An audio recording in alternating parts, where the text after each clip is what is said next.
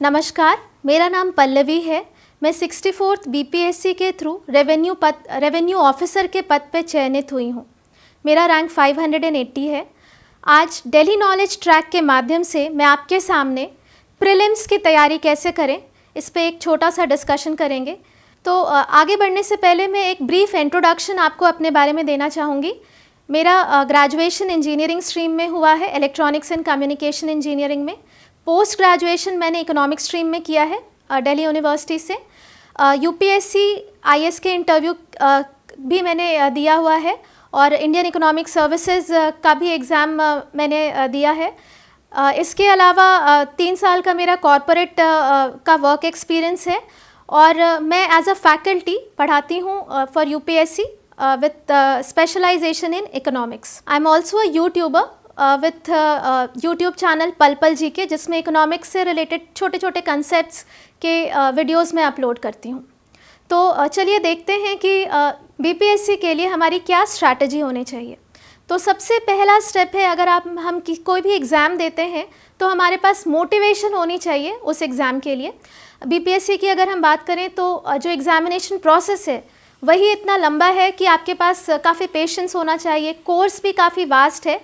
तो कुल मिला के हम कह सकते हैं कि कुछ मोटिवेशन होना चाहिए जिसके बेसिस पर हम अपना प्रिपरेशन कंटिन्यू कर सकें। चाहे वो मोटिवेशन आपके लिए सोशल प्रेस्टीज हो या फिर डाइवर्सिटी ऑफ वर्क हो, जॉब सेटिस्फैक्शन हो, पावर हो, जो भी आपका मोटिवेशन है, that is the first step that is required जब भी हम बीपीएससी या यूपीएससी की प्रिपरेशन में लगते हैं। सेकेंडली अगर हम बात करें तो एक बार अगर हमने डिसाइड कर लिया कि हमें ये एग्ज़ाम देना है तो ये अपने आप में एक बड़ा अचीवमेंट मैं मानती हूँ है, क्योंकि ये डिसीजन भी लेना थोड़ा अपने आप में एक टफ़ डिसीजन है। तो एक बार हमने सोच लिया कि एग्ज़ाम देना है तो नेक्स्ट स्टेप है कि वी शुड अंडरस्टैंड कि इस एग्ज़ाम का सिलेबस क्या है, इसमें क्या पूछा जाता है, पैटर्न कैसा है। तो सबसे पहले तो अगर आप ये एग्ज़ाम में अपेयर होना चाहते हैं तो एक बार सिलेबस को जितनी अच्छी तरीके से हो सके उतनी अच्छी तरीके से देखें, उसको बार बार देखें और समझने की कोशिश करें। अगर आपको लगता है कि सिलेबस आपको समझ में आ रहा है तो हो सके तो प्रीवियस ईयर्स के प्रीलिम्स के 3 से 4 साल के क्वेश्चन पेपर्स को देखें और उसके पैटर्न को समझने की कोशिश करें। तो प्रीलिम्स बीपीएससी का पेपर का पैटर्न कैसा होता है, इसमें 150 क्वेश्चंस दैट इज़ 150 क्वेश्चंस होते हैं और कोई नेगेटिव मार्किंग नहीं है, लेकिन यहाँ पर एक ऑप्शन ई ज़रूर रहता है। ऑप्शन ई में रहता है more than one of the above और नन ऑफ द अबव। तो ये भी एक डाइसी ऑप्शन है, ऑल्दो नेगेटिव मार्किंग नहीं है, फिर भी this option makes the question paper को थोड़ा सा ट्रिकी बना देता है। नाउ प्रीलिम्स जो है वो सबसे इम्पॉर्टेंट स्टेज है अगर हम बात करते हैं एग्ज़ाम की। क्योंकि एक एलिमिनेशन स्टेज है, स्क्रीनिंग स्टेज है। ज़्यादातर बच्चे जो एस्पिरेंट्स हैं बीपीएससी के लिए बैठते हैं वो स्क्रीनिंग के स्टेज में ही एग्ज़ाम से आउट हो जाते हैं। तो सबसे ज़्यादा सीरियसली अगर हमें कोई स्टेज को लेना चाहिए तो वो प्रीलिम्स का स्टेज है। अब प्रीलिम्स में अगर हम क्वेश्चन पेपर देखते हैं तो जितने भी डायमेंशंस हम सोच सकते हैं जनरल स्टडीज़ के, हर जगह से क्वेश्चन आता है। यहाँ पे हिस्ट्री से क्वेश्चन आते हैं, ज्योग्राफी से क्वेश्चन आते हैं, पॉलिटी से क्वेश्चन आते हैं, इकोनॉमी से क्वेश्चन आते हैं, इवन इन्वायरमेंट एंड इकोलॉजी के भी क्वेश्चंस होते हैं। एंड जो एक बहुत इंपॉर्टेंट पोर्शन जिससे क्वेश्चन आता है बीपीएससी में वो है साइंस से अराउंड 20 to 30 क्वेश्चंस आते हैं। इसी तरह करंट अफेयर्स भी एक बहुत इंपॉर्टेंट पोर्शन है, करंट अफेयर्स से भी काफ़ी क्वेश्चंस आते हैं। और अपार्ट फ्रॉम दिस क्वांट और रीजनिंग से 10 क्वेश्चंस आते हैं। ये जो 10 क्वेश्चंस है ये हमें सॉल्व करना पड़ता है एग्ज़ाम में। तो आपका अगर मैथ्स ठीक ठाक है स्कूल लेवल पे या कभी भी आपको मैथ्स में इंटरेस्ट है तो ये 10 क्वेश्चन सॉल्व करने में ज़्यादा परेशानी नहीं आएगी। बाकी जो अगर हम पूरे सिलेबस को अगर देखें तो उसको हम लोग डिवाइड कर सकते हैं स्टैटिक पोर्शन में और करंट अफेयर्स में। बीपीएससी की बात करें तो ज़्यादा फैक्चुअल क्वेश्चंस ही आते हैं। और आगे हम लोग देखते हैं कि अगर सिलेबस का थोड़ा सा आइडिया है तो फिर कैसे पढ़ना चाहिए।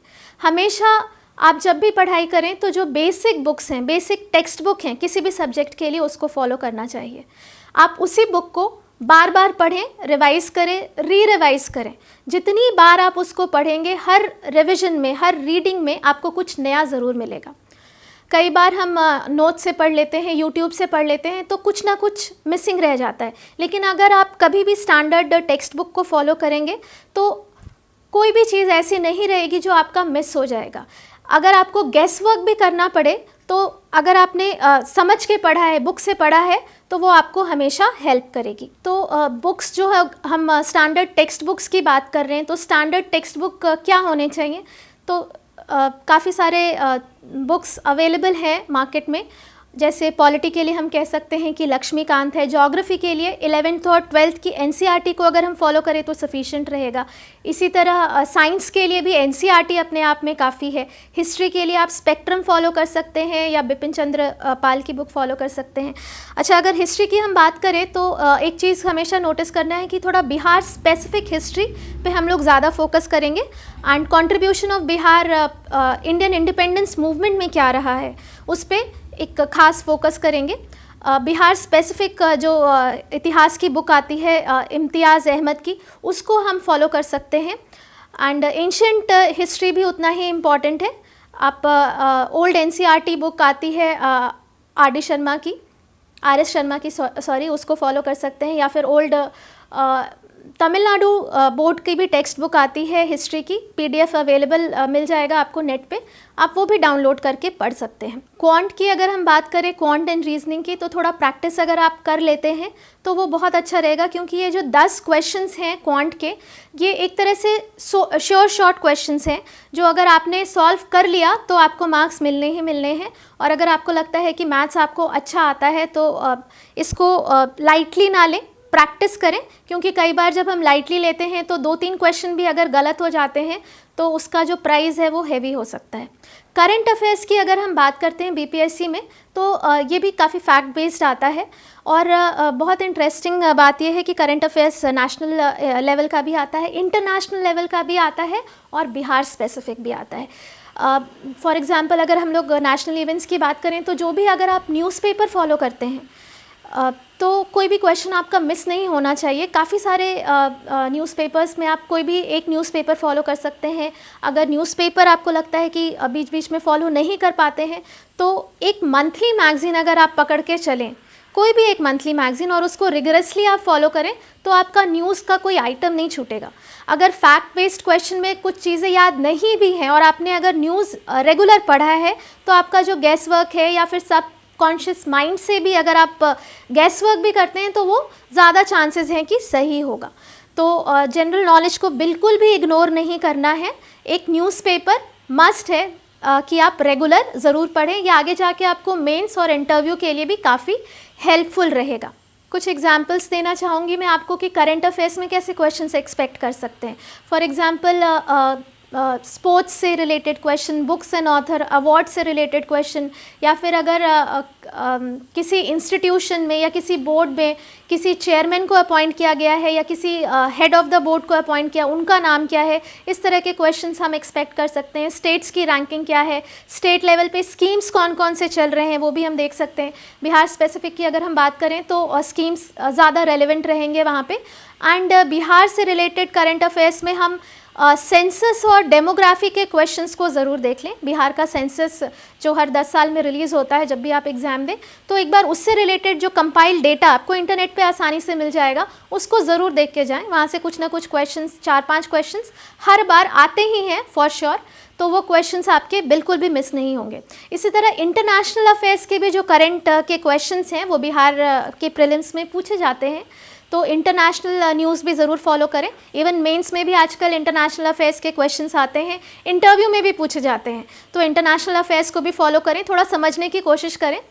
तो जनरली बाकी जो सब्जेक्ट्स हैं, हिस्ट्री, ज्योग्राफी, पॉलिटी, साइंस, ये हम लोग स्कूल लेवल से पढ़ते हैं। इंटरनेशनल अफेयर्स है, इन्वायरमेंट, इकोलॉजी है, ये थोड़ा नया सब्जेक्ट है। Same with economy. इकोनॉमी भी स्कूल लेवल पे हमने ज़्यादा नहीं पढ़ा होता है। अगर 10th के बाद आपने इकोनॉमिक्स स्ट्रीम नहीं पढ़ा 11th-12th में, तो और आप इकोनॉमिक्स में और ज़्यादा ब्लैंक होते हैं। तो ये कुछ सब्जेक्ट हैं जिसके लिए आप टोटली न्यूज़पेपर पे डिपेंड कर सकते हैं। जितना आप पढ़ेंगे उतना आपको अच्छा समझ आएगा। तो ये कुछ डिस्कशन था कि हम कहाँ से पढ़ें। नेक्स्ट हम लोग देखते हैं कि कैसे पढ़ना कैसे है। तो जैसा मैंने शुरू में बताया कि एग्ज़ाम का क्वेश्चन पेपर देखना बहुत ज़रूरी है, उसके पैटर्न को अंडरस्टैंड करना बहुत ज़रूरी है। अगर आप क्वेश्चन का पैटर्न अंडरस्टैंड करते हैं, आप समझ पाते हैं कि एक पर्टिकुलर सेक्शन से क्वेश्चंस कहाँ से पूछे जाते हैं, तो फर्स्ट रीडिंग में तो नहीं, बट हाँ सेकेंड या थर्ड रीडिंग में जब आप रीड करेंगे तो आप उस पर्टिकुलर चीज़ के ऊपर फोकस कर सकते हैं कि यहाँ पे पर्टिकुलर ये ईयर पूछा जा रहा है, या फिर इस पर्टिकुलर मूवमेंट में कौन कौन से लोग इन्वॉल्व थे, या फिर अगर हम देखते हैं कि एग्जीक्यूटिव का पार्ट क्या क्या है, तो हम वहाँ पे जब भी हम पढ़ेंगे, बुक में पॉलिटी की बुक में पढ़ेंगे तो वहाँ स्पेशल फोकस देंगे। इसी तरह कोई भी टॉपिक, चाहे वो पॉलिटी का हो, ज्योग्राफी का हो, हिस्ट्री का हो, साइंस का हो, अगर हमने बीच बीच में प्रीवियस ईयर क्वेश्चंस को देखा है और फिर हम वापस से रीड करने आते हैं, तो एक बहुत इंपॉर्टेंट चीज़ है ये समझना कि जब हम रीडिंग कर रहे हैं तो हम प्लेन रीड करके ना निकले, बट हम उस चीज़ को समझें कि यहाँ पे हमें फोकस कहाँ करना है, किस चीज़ के ऊपर कॉन्सेंट्रेट करना है। So after reading and revising and re revising, जो नेक्स्ट इम्पॉर्टेंट थिंग है दैट इज़ प्रैक्टिस। जितना ज़्यादा आप प्रैक्टिस करेंगे उतना ज़्यादा आप अपना सेल्फ इवैल्यूएशन कर सकते हैं। कई बार हमें लगता है कि ये बुक तो मैंने पढ़ लिया, मेरा हिस्ट्री कंप्लीट हो गया है, मेरा पॉलिटी कंप्लीट हो गया है, लेकिन सिर्फ रीडिंग करने से ज़रूरी नहीं है कि अगर हमें लगता है कि कंप्लीट हो गया है तो वो सचमुच में कंप्लीट हुआ हो। So after reading and revising and re revising, the next जो सबसे इम्पॉर्टेंट स्टेप है वो है प्रैक्टिस करना। कई बार हम पढ़ लेते हैं और हमें लगता है कि हिस्ट्री हमारा कंप्लीट हो गया या पॉलिटी हमारा कंप्लीट हो गया, लेकिन ये बहुत इंपॉर्टेंट है कि हम अपने आप को इवैल्यूएट करें। आप जो भी टेक्स्ट बुक पढ़ रहे हैं या फिर आपके पास अगर कोई और भी क्वेश्चन का सोर्स है, तो आप सब्जेक्ट वाइज भी या चैप्टर वाइज भी आपने जो भी पढ़ा है उसके क्वेश्चंस को सॉल्व करके देखिए कि आपने उसमें जो आपने रीडिंग किया उसके बाद आप वो क्वेश्चंस अटेम्प्ट कर पा रहे हैं या नहीं कर पा रहे हैं, आपको कितने सरलता से आप उसके ऑप्शंस को एलिमिनेट कर पा रहे हैं, या फिर आपको वहाँ भी गेस वर्क करना पड़ रहा है। तो ये बहुत इंपॉर्टेंट है। अपार्ट फ्रॉम दैट, हो सके तो कोई टेस्ट सीरीज़ फॉलो कर लीजिए। टेस्ट सीरीज़ अगर हम लोग कोई लेते हैं तो एक तो हमारे पास एक रूटीन हो जाता है कि इतने दिन में ये चैप्टर्स फिनिश करना है, फिर ये सब्जेक्ट फिनिश करना है, फिर फुल सिलेबस का टेस्ट लिखना है। तो अगर ये हम करते हैं तो एक तो थोड़ा डिसिप्लिन अपने आप में आता है। सेकेंडली, जब भी हम टेस्ट सीरीज़ देते हैं तो हमारा अपना इवैल्यूएशन हो जाता है। और कभी भी आप चाहे घर पे प्रैक्टिस कीजिए या फिर टेस्ट सीरीज़ लिखिए, तो बहुत इम्पॉर्टेंट है कि आप वापस आके उसी सेट ऑफ क्वेश्चंस को दोबारा देखिए। और आप डायरेक्टली आंसर तो आप चेक कर ही सकते हैं, बट मैं सजेस्ट करूँगी कि आप बुक में जाके, उस रेलेवेंट टॉपिक में जाके आप खुद से देखिए कि आपने कहाँ गलती की है। वो टाइम टेकिंग प्रोसेस ज़रूर है, पर बहुत ही इन्फ्लुएंशियल प्रोसेस है। एक बार आपने अगर कर लिया तो वो आपको याद रहेगा, वो आप जल्दी भूलेंगे नहीं। और दूसरा कि जब आप दोबारा पढ़ेंगे तो आपको ये भी पता रहेगा कि यहाँ पे इस चीज़ पे स्ट्रेस दे के आगे बढ़ना है। जो आपने गलतियाँ की हैं उसको भी आप एक बार देख लीजिए कि आप क्या सोच रहे थे, वो किसका आंसर था और एक्चुअल में राइट आंसर क्या है। तो प्रैक्टिस ज़रूर कीजिए और उसके बाद सेल्फ एनालिसिस इज़ मस्ट। तो हमें प्रीलिम्स का सिलेबस पता है, कैसे पढ़ना है ये पता है और प्रैक्टिस करना है।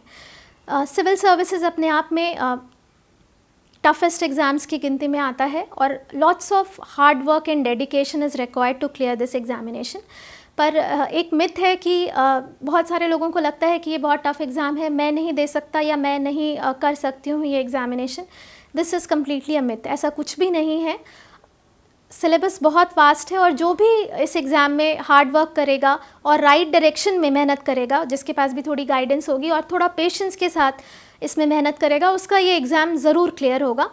Because more than being intelligent या जीनियस, उससे ज़्यादा दिस एग्ज़ाम रिक्वायर्स कि आप कितने हार्ड वर्किंग हैं, कितना डेडिकेशन है आप में और कितने डेडिकेशन के साथ आप अपने एफ़र्ट्स को आगे कंटिन्यू करते हैं। इस एग्ज़ामिनेशन के लिए मैं सिर्फ एक ही मंत्र दूंगी आपको, दैट नेवर गिव अप। जितना भी प्रॉब्लम्स आए, अगर कभी फेलियर भी मिले तो इट्स ओके। आप उस फेलियर से कुछ सीखिए और आगे के एग्ज़ाम में इम्प्रूव करिए, but do not give up. अगर आप लगे रहेंगे तो एग्ज़ाम ज़रूर क्लियर होगा। DKT के माध्यम से जो भी एस्पिरेंट्स मुझे देख रहे हैं, मैं उन्हें यही कहना चाहूँगी कि आप लगे रहिए, मेहनत करते रहिए, इस एग्ज़ाम में आपको सफलता ज़रूर मिलेगी। There is no substitute to hard work and there is no substitute to standard text books also.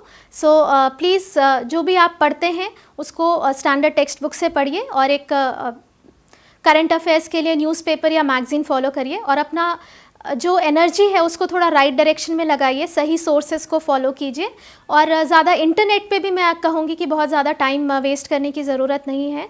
आप मेहनत करते रहिए, सफलता आपको ज़रूर मिलेगी। Thank you.